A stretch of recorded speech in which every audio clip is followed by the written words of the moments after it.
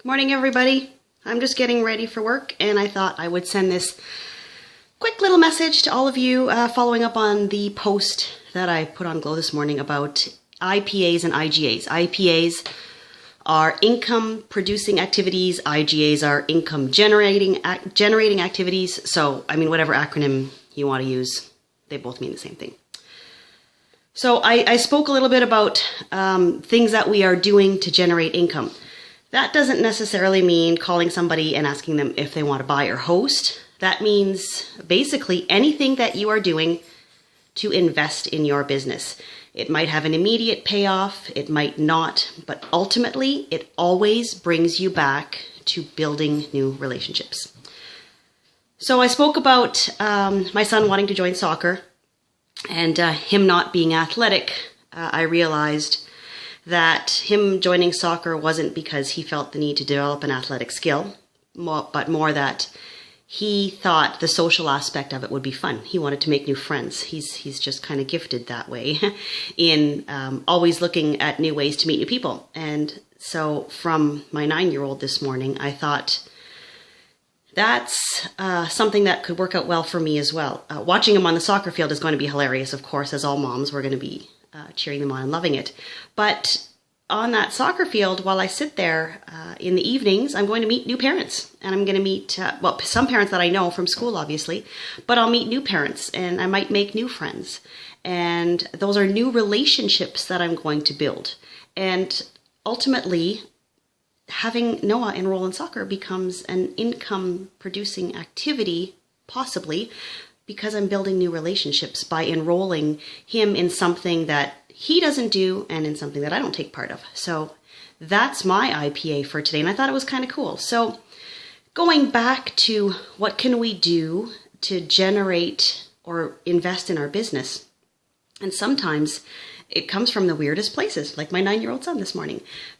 Basically, what you need to do or need to find a way to do to access your cold market is find ways to get into that cold market. And telling a stranger, hey, I sell jamboree wraps, do you want to buy them, is not usually very effective. You have to build a relationship. People want to buy from people they know. People want to buy from people they trust. If they don't know you or trust you, you might make a couple of sales here and there, but you'll have a much better sale and a much more success at repeat sales if you have a relationship with that person. So today, or this week sometime, I want you to embrace the idea of the outing. And I'm going to give you an example. My husband's gone to drop off my daughter at school right now, and I noticed that we are out of milk. So I was going to text him and say, hey, can you pick up a bag of milk on your way home? He's already out there. And the thought of me doing my hair and finishing my makeup to go outside didn't appeal to me very much. And a lot of excuses, right? I'm making up excuses.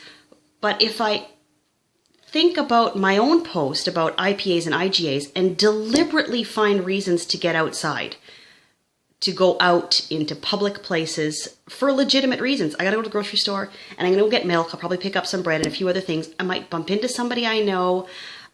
But ultimately I have to check out, and that's a cashier that might notice my nails. She might say something. Somebody might comment.